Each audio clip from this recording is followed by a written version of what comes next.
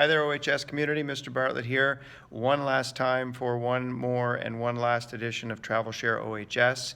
You'll notice the background is a little different than the other Travel Share OHS editions. Instead of my basement at home, we're now, teachers are now back at school, finishing up before the end of June. So I find myself in my classroom sending out this last travel suggestion.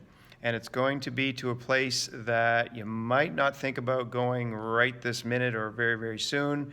Of course, you can't travel south of the border right now anyway, but if you could, you may want to stay away from this place based on what you're seeing on television these days.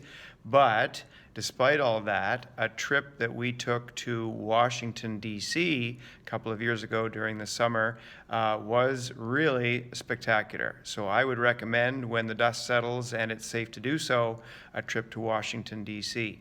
There are phenomenal restaurants and spectacular museums, and it was a fairly easy city to walk, lots of neat shopping areas as well as the history side of things. And we also took a little tour of the Washington Zoo, and it was interesting and neat, so I would highly recommend, when it's safe to do so, a trip to Washington, D.C. It is worth seeing. Even if you're not history-minded, but it is cool to walk from, let's say, the Lincoln Memorial all the way up to the Capitol and to visit, walk by the White House. We've seen it in movies and on TV so many times. It's quite neat to see it in person.